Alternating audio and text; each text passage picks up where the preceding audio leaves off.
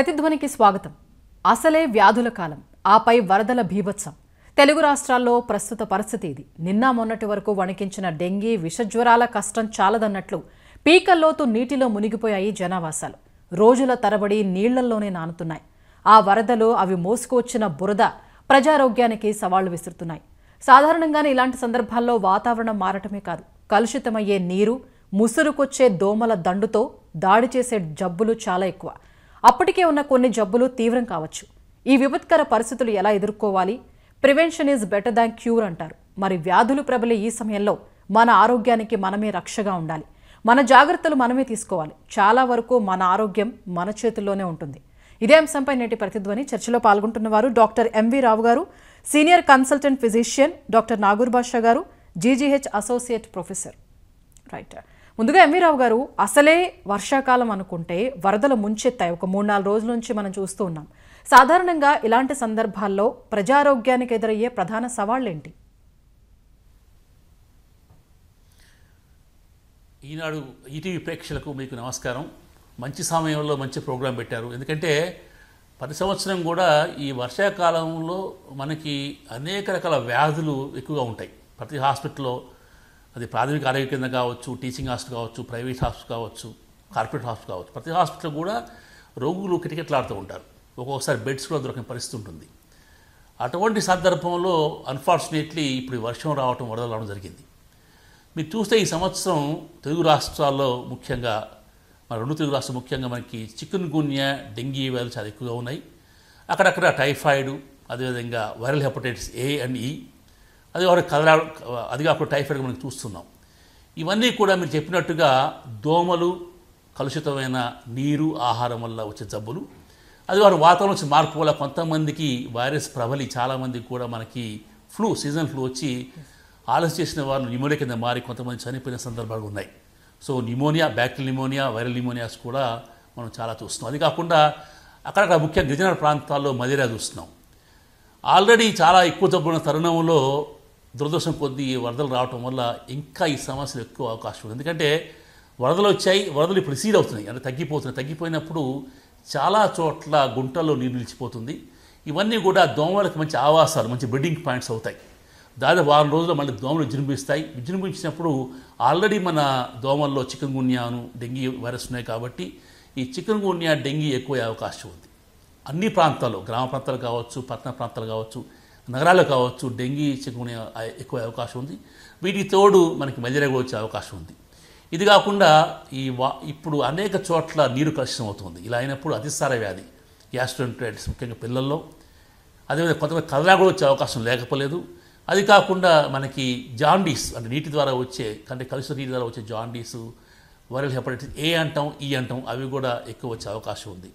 ఇది కాకుండా కొంతమందిలో టైఫాయిడ్ చూస్తున్నాం. కాబట్టి ఈ సంవత్సరం ముఖ్యంగా వచ్చే 1-2 వారాల్లో వరద ప్రాంతాల్లో, అది కాకుండా అనేక ప్రాంతాల్లో ఈ జబ్బులు రెట్టింపయ్యే అవకాశం. కాబట్టి ప్రజలు చాలా జాగ్రత్తగా ఉండాలి. ఎందుకంటే ప్రభుత్వం చేసిన కంటే ప్రజలు ఎవరికి వారు ఎక్కువ శ్రద్ధ తీసుకుంటే ఈ జబ్బులు మనం తగ్గించుకోవచ్చు. ఓకే, నాగూర్ బాషా గారు, కొత్తగా అనారోగ్యాలు రావటం ఒకటైతే, ఇప్పటికే వివిధ రకాల వ్యాధులు, జబ్బులతో ఉన్నవారు ఈ వరద పరిస్థితుల్లో ఎలాంటి సమస్యలు ఎదుర్కోవాల్సి రావచ్చు? ముందుగా ఈటీవీ ప్రేక్షకులకి నమస్కారం అండి. సో ఈరోజు మనం ప్రతిధ్వని కార్యక్రమంలో ఆల్రెడీ ఇప్పుడు పెద్దవాళ్ళు, అంటే మనకేంటంటే ఆల్రెడీ జబ్బులు ఎవరికి ఉంటాయి జనరల్గా అంటే ఎక్కువగా పెద్దవాళ్ళు ఉంటారు, లేదంటే అంటే వృద్ధులు, లేదంటే షుగర్ పేషెంట్స్, లేదంటే దీర్ఘకాలిక సమస్యలు ఉంటాయండి కొంతమందికి, అంటే దీర్ఘకాలిక లివర్ జబ్బులు, దీర్ఘకాలిక కిడ్నీ జబ్బులు. వీళ్ళందరూ ఏంటంటే ఈ వరద ప్రాంతాల్లో ఇందాక జీవీరావు గారు అన్నట్టుగా ఈ మనకి ఏదైతే ఈ వర్షాల వల్ల కలుషితమైన నీరు కానీ, తర్వాత కళేబరాలు, అంటే జంతు కళేబరాలు, ఏదైనా చనిపోయిన ఏదైనా జంతువులు కానీ అవన్నీ నీళ్ళల్లో కలిసిపోవడం వల్ల వాటి వల్ల వచ్చే అనారోగ్య సమస్యలు, అవన్నీ తాగడం వల్ల వచ్చేటువంటి అనారోగ్య సమస్యలు. పెద్దవాళ్ళు ఏంటంటే అనేక రకమైన ఆల్రెడీ వాళ్ళకి వృద్ధాప్యంలో కానీ ఆల్రెడీ కిడ్నీ పేషెంట్స్ కానీ హెచ్ఐవి పేషెంట్స్ కానీ లేదంటే ఎవరైనా షుగర్ పేషెంట్స్ కానీ వీళ్ళందరూ వెరీ హై రిస్క్ అంటాం వీళ్ళని. అంటే ప్రతి చిన్నది అంటే వాళ్ళు ఏంటంటే మన నార్మల్ ఇమ్యూనిటీ కంటే ఇమ్యూనిటీ లెవెల్స్ తక్కువ ఉంటాయి. అండ్ కొంతమంది దీర్ఘకాలికంగా కొన్ని రకాల మందులు వాడుతూ ఉంటారు, లైక్ స్టెరాయిడ్స్ అంటాము, ఇమ్యూనో సప్రెసెంట్స్ అంటాం. వీళ్ళు ఏంటంటే వీళ్ళకి త్వరగా వ్యాధులు ప్రబలించే అవకాశం ఉంటుందండి. ఎందుకంటే వీళ్ళు కనుక వాటర్ కొంచెం ఏదైనా కలుషితమైన నీరు కొంచెం తీసుకున్నా సరే ఆటోమేటిక్గా వీళ్ళలో ఈ దీర్ఘకాలిక విరేచనాలు వచ్చేయడం, లేదంటే విరేచనాల్లో డిహైడ్రేషన్ గురి కావడం. అండ్ అన్నిటికంటే ముఖ్యము ఈ హెచ్ఐవి రోగుల్లో కానీ లేదంటే ఈ దీర్ఘకాలిక కిడ్నీ జబ్బుల్లో కానీ దీర్ఘకాలిక లివర్ సమస్యల వల్ల ఆల్రెడీ వీళ్ళు కొన్ని రకాల మందులు వాడుతూ ఉంటారు. ఆ మందుల ప్రభావం దాంతోపాటు ఏదైతే ఈ జబ్బులు అంటే మనకి కలుషితమైన నీరు కలుషితమైన సంబంధించి ఏదైతే తీసుకుంటామో ఆటోమేటిక్గా వీళ్ళకి చాలా రకాల జబ్బులు వచ్చే అవకాశాలు ఉంటాయి మేడం.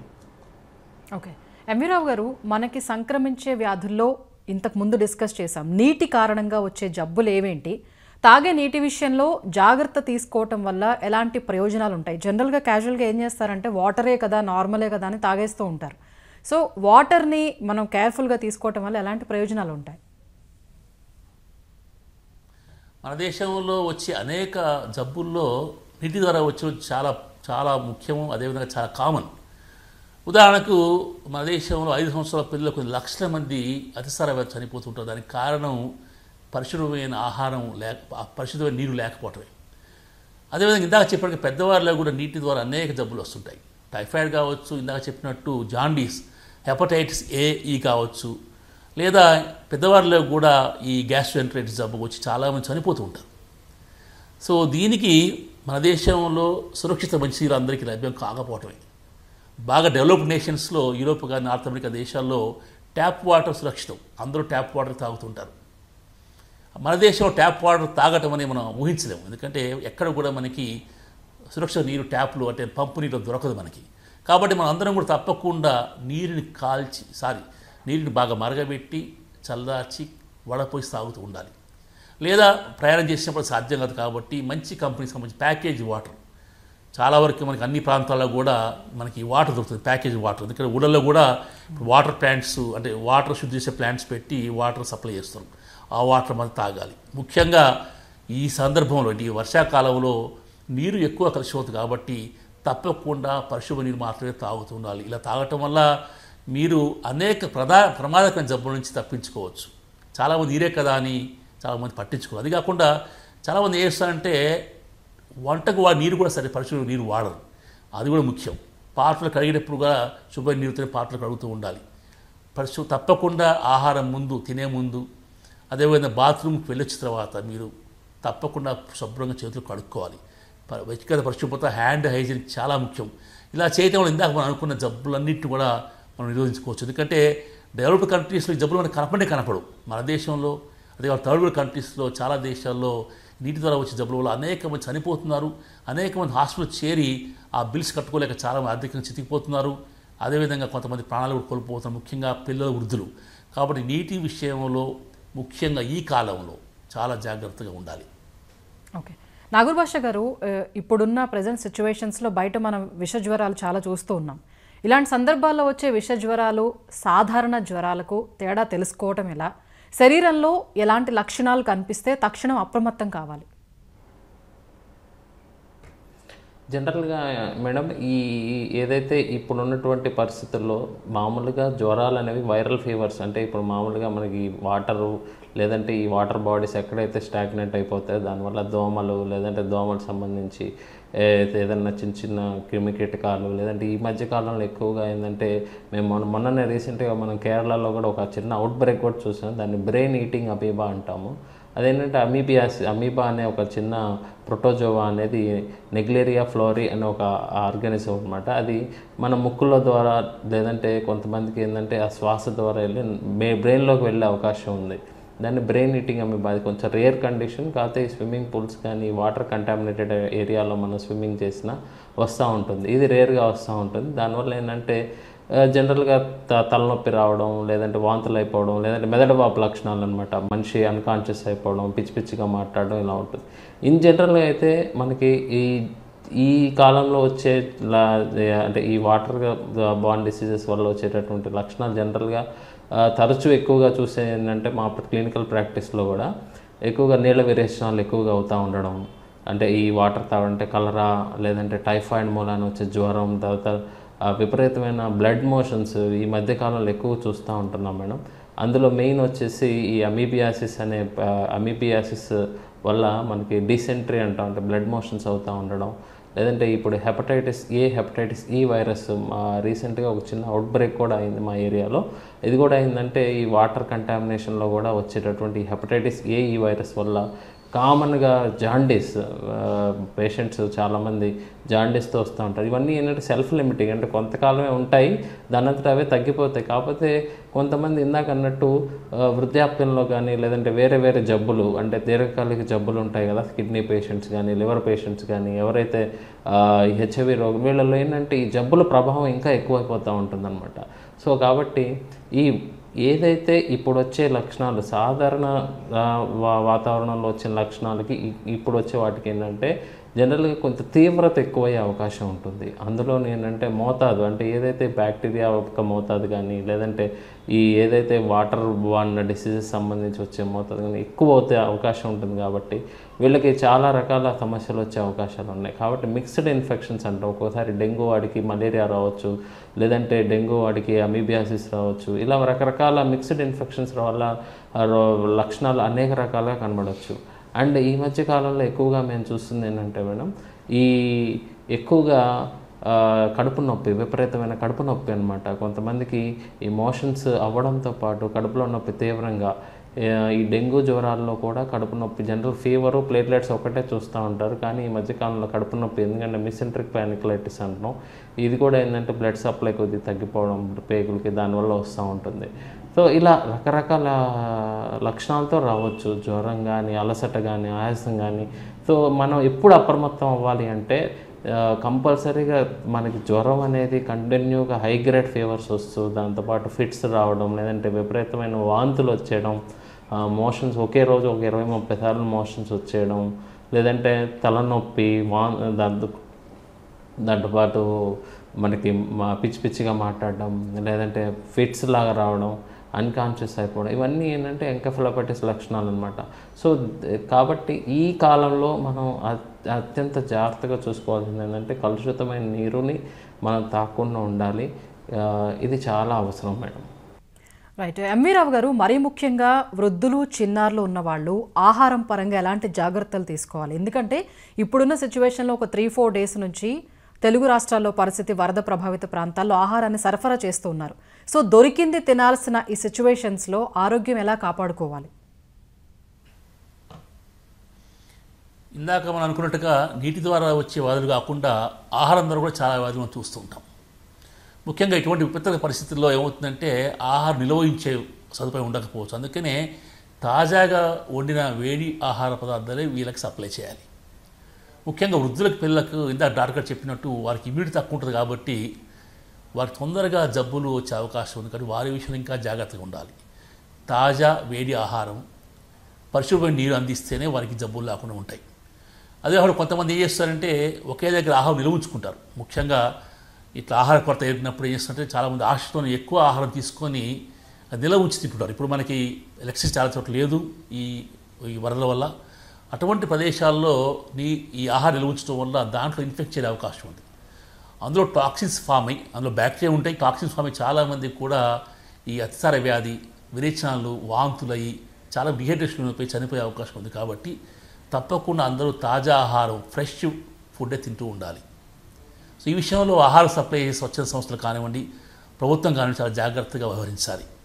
నిల్వ ఉంచిన ఆహారం ఎవ్వరికి కూడా సప్లై చేయకూడదు. తప్పకుండా అప్పుడే వండిన ఆహారాన్ని మనం సప్లై చేస్తుండాలి.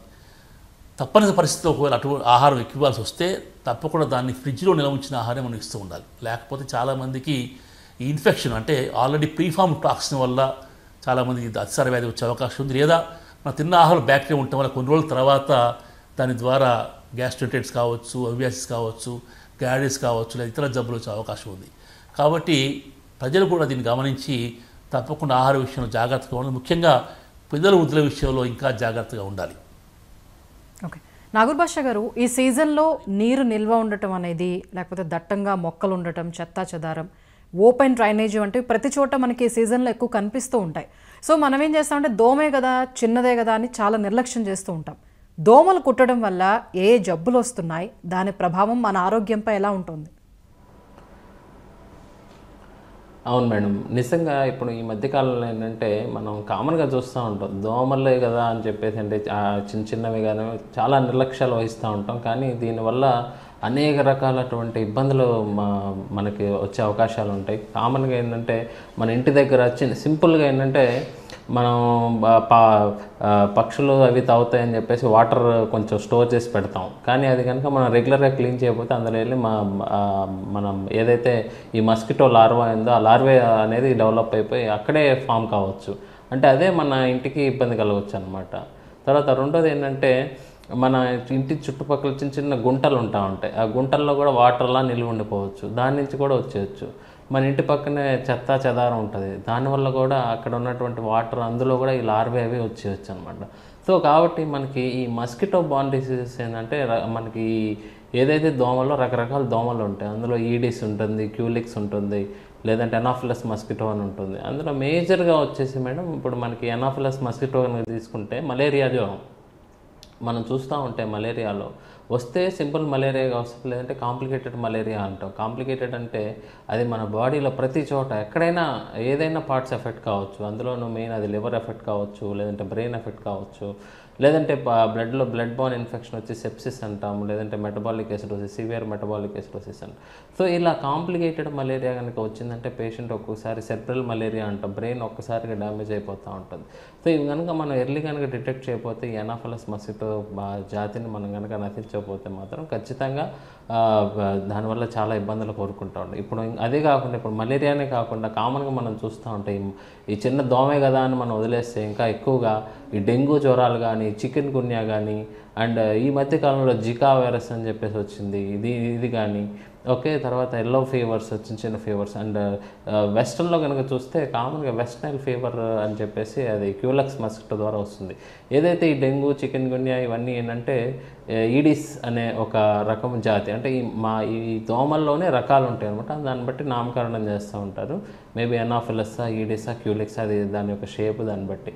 బట్ ఏదైతేనే ఈ రకరకాల జబ్బులు వచ్చే అవకాశాలు ఉంటాయి. అందులో మనం కామన్గా చూసేది మన ఏరియాలో కామన్గా ఈ మలేరియా, డెంగ్యూ, చికెన్ గున్యా ఈ మూడు ఎక్కువగా చూస్తూ ఉంటాం. తర్వాత రియర్గా వచ్చేసి జపనీస్ ఎంకెఫ్లైటిస్ అంటాము, లేదంటే West Nile fever, Zika virus అనే పిల్లల్లో వస్తూ ఉంటుంది కామన్గా. ఏదైతే పుట్టే పిల్లల్లో ఏంటంటే ఈ న్యూబార్న్లో కొంత ఎనామలీస్ అంటాం, అంటే చిన్న చిన్న డిఫెక్ట్స్తో పుడుతూ ఉంటారు. సో ఇలా ఏదైతే ఈ దోమలు కదా ఏముంది అని చెప్పేసి మనం చుట్టుపక్కల ఉన్నట్టు వాటిని ప్రతిదాన్ని మనం నెగ్లెక్ట్ చేస్తే మాత్రం అది మన ఇంట్లోనే పెద్ద ప్రభావితం చేస్తుంది. దానివల్ల చాలా ఎఫెక్ట్స్ వస్తూ ఉంటాయి మేడం. సో కాబట్టి ఈవెన్ మన చుట్టుపక్కల ఉన్నటువంటి ఇంకుడు గుంతల్ని కానీ, లేదంటే మన చుట్టూ పెంచి పోషించే పెట్స్ సంబంధించి ఏదైనా వాటర్, ఏదైనా స్టోరేజ్ ఏరియాస్ ఏమైనా ఉన్నా కానీ ఇవన్నీ మనం చాలా జాగ్రత్తగా ఎప్పటికప్పుడు శుభ్రంగా చేసుకోవాలి, క్లీన్ చేసుకోవాలి.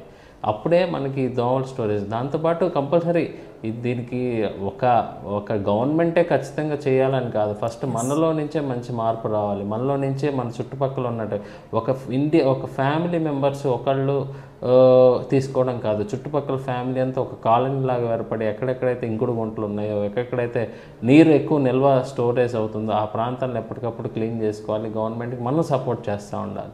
సో వాళ్ళే గవర్నమెంట్ వచ్చి చేస్తుంది, మనం చూస్తూ ఉంటే మాత్రం డెఫినెట్గా public community will be in the loss. So కాబట్టి డెఫినెట్గా ఈ రోగాల నుంచి మనం ఈ ఏదైతే ఈ మస్కిటోస్ నుంచి రోగాల నుంచి మనం కాపాడుకోవాలంటే మాత్రం ఈ లార్వే ఏదైతే మనకి పెరుగుతాయో, ఎస్పెషల్గా మనం ఎప్పుడు వాటర్ ట్యాంకుల పైన, మా ఇంటి పైన వాటర్ ట్యాంకులు ఎప్పుడో క్లీన్ చేస్తూ ఉంటాం, వాటర్ ట్యాంకుల మీద కూడా తేలాడుతూ ఉంటాయి ఈ లార్వేలు.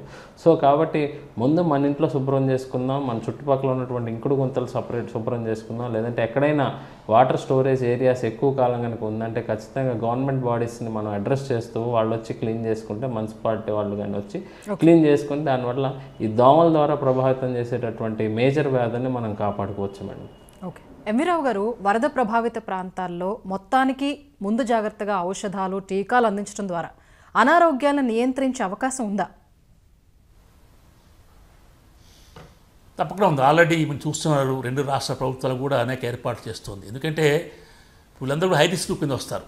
ముఖ్యంగా ఇప్పుడు ఇందాక అనుకుంటున్నాను, వాటర్ కానివ్వండి, ఆహారం కానీ సరిగ్గా లేకపోవడం వల్ల అనేక జబ్బులు వచ్చే అవకాశం ఉంది. అది కూడా చాలామందిగా పునరావాస శిబిరాల్లో చాలా ఓవర్ క్రౌడింగ్ ఉంటారు. వాళ్ళకి కూడా రెస్పిరేటరీకి సంబంధించిన అంటే శ్వాసకు సంబంధించిన జబ్బులు కూడా ఎక్కువ వచ్చే అవకాశం ఉంది. ఫ్లూ కావచ్చు, న్యూమోనియాస్ కావచ్చు, జలుబు కావచ్చు, సాధారణ జలుబు, ఇవన్నీ కూడా ఎక్కువ వచ్చే అవకాశం ఉంది.